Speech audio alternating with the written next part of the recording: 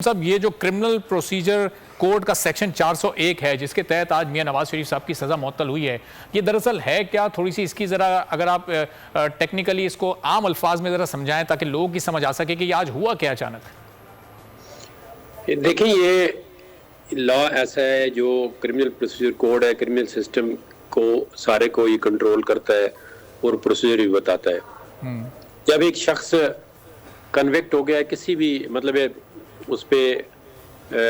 कैद हो गया है और एक जेल के अंदर है, अदालत में क्या है कैद है, जब जेल के अंदर जाता है तो उसके जुरिस्डिक्शन जो है वो फिर प्रोविंशियल गवर्नमेंट के पास आ जाती है। अदालत ने केस डिस्पोज ऑफ कर दिया, उन्होंने कहा जी हम केस का फैसला है, फिर आगे अपील होती है, साल लगता है, 2 साल लगता है, लेकिन जो जेल का एडमिनिस्ट्रेशन और जुरिस्डिक्शन होती है वो प्रोविंशियल गवर्नमेंट के पास होती है। अब देखा है आपने कि प्रोविंशियल गवर्नमेंट जो है, गवर्नर या प्रोविंशियल गवर्नमेंट जो है वो सजा रिमिशन देते हैं रमज़ान पे, या कोई ऐसा ईद मिलादुन नबी आती है 1 महीने का 2 महीने का, तो वो इसी लॉ के तहत जो है क्रिमिनल प्रोसीजर कोड के तहत देते हैं। प्रेसिडेंट के पास एक और पावर है, उनके पास एक आईनी इख्तियार है कि वो किसी की सजा को जो है वो माफ़ कर सकते हैं। लेकिन जो गवर्नमेंट्स होती हैं, अच्छा, जिस जो सेक्शन में बंदा कैद होता है, मिसाल के तौर पे जिस तरह जेल मैनुअल के अंदर भी है कि जेल के सुपरिटेंडेंट भी कैद जो है सर्टेन सर्कमस्टांसेस में माफ कर सकता है। तो इसमें 2 चीजें, एक है साहब ये कहना कि ये वक्ती तौर पे ये एक मुकर्ररा पीरियड तक ये सजा मुअत्तल हुई है या फिर इसको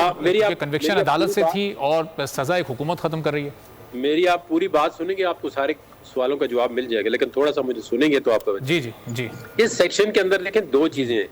या आप सजा सस्पेंड कर सकते हैं या रिमिट कर सकते हैं। अगर सस्पेंड का मतलब होता है कि सजा खत्म नहीं हुई है, सजा बरकरार है, लेकिन कुछ अरसे के लिए, लेट से एक बंदा जेल के अंदर है, उसको कोई करीबी रिलेटिव मर जाता है, तो उसको किस लॉ के तहत आप बाहर लेके आते हैं? वो जो डिप्टी कमिश्नर होता है या प्रोविंशियल गवर्नमेंट होती है, उसको इस सेक्शन के तहत इख्तियार होता है कि वो उसकी सजा वक्ती 2-4 दिन के लिए, 2 हफ्तों के लिए, 1 महीने के लिए सस्पेंड करके उसको बाहर पेरोल पे ले आते हैं। और फिर वो अगर वो जो ऑर्डर होता है वो कैंसिल होता है तो ऑटोमेटिकली वो बंदा जो है जेल में चला जाता है दोबारा, क्योंकि वो सजा रिमिशन और सस्पेंड दोनों अलग चीजें हैं। रिमिशन का मतलब है कि अगर उसकी सजा 5 साल है तो आपने उसके 6 महीने माफ कर दिए, तो वो 5 साल से 6 महीने कट कर देंगे या 3 महीने। अब इसमें यह है कि जो प्रोविंशियल गवर्नमेंट है वो ग्राउंड्स देखेगी कि आया क्या रीजंस हैं कि इसकी सजा को प्रोविंशियल गवर्नमेंट माफ करे, और फिर उस रीजंस को कोर्ट की ओपिनियन के लिए भी भेजती है कि कोर्ट इस पे क्या ओपिनियन देती है, क्योंकि जिस कोर्ट ने सजा दी होती है। अब इस केस में ये हुआ है कि जब इनको पहले 4 हफ्ते की इस्लामाबाद हाई कोर्ट ने दी थी बेल कि जी आप बीमार हैं या कुछ है, तो उसके अंदर ऑर्डर के अंदर मेंशन कर दिया था कि अगर एक्यूज मतलब ये कॉन्वेक्ट अगर फर्दर चाहे कि उसकी सजा सस्पेंड हो तो प्रोविंशियल गवर्नमेंट को ये अप्रोच करे,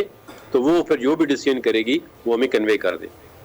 तो उसमें उस वक्त की जो सब ये भी इस पे भी थोड़ी रोशनी डालिएगा, ये जो इस वक्त डिसीजन है इस वक्त प्रोविंशियल गवर्नमेंट का सजा मुअत्तली का, ये भी चैलेंजेबल है क्या? इसको भी काउंटर किया जा सकता है किसी अदालत में? ऑफ कोर्स, अगर कोई बंदा इससे एग्रीव्ड है, जो एग्रीव्ड कौन होता है, देखें ना, केस कौन बनाता है, वो बनाती है प्रोसिक्यूशन एजेंसीज, चाहे वो अगर पुलिस का केस है, पर्सनल इंजरी का, पीपीसी का कोई ऑफेंस है तो वो जो प्रोसिक्यूशन एजेंसी है वो है, अगर एफआईए का ऑफेंस है तो एफआईए, एंटी करप्शन है तो एंटी करप्शन है, अगर कोई नैब का केस है या किसी और स्पेशल लॉ के तहत कोई प्रोसिक्यूशन है तो वो जो उस कंसर्न, अब नैब का जो कानून है उसके अंदर तमाम पावर जो है वो प्रोसिक्यूटर जनरल, चेयरमैन नैब के पास है कि वो अपनी इस ऑर्गेनाइजेशन की प्रोसिक्यूशन किस तरह करते हैं और एडमिनिस्ट्रेटिव फंक्शन किस तरह करते हैं। मिसाल के तौर पर नैब कहती है कि ये हमें सजा जो है ये जो मुअत्तल की है ये हम नहीं इसको मानते, या वो कोर्ट को आगे दरख्वास्त आके देते हैं जी कि ये सजा गलत मुअत्तल हुई है, इसको आप नजरसानी करें। नैब इस केस में देखो वो तो खुद ही कह रहे हैं जी हमें तो कोई इतराज ही नहीं है, ना सजा मुअत्तली पे इतराज है, वो कोर्ट के अंदर आके अपनी स्टेटमेंट लिख के दे रहे हैं राइटिंग कि जी हमें कोई इतराज नहीं है। अब अगर इस बात पे आगे डिस्कशन हो सकती है कि पहले नैब को अगर इतराज था तो अब क्यों नहीं है, पहले वाली नैब ठीक थी या अब वाली नैब ठीक है,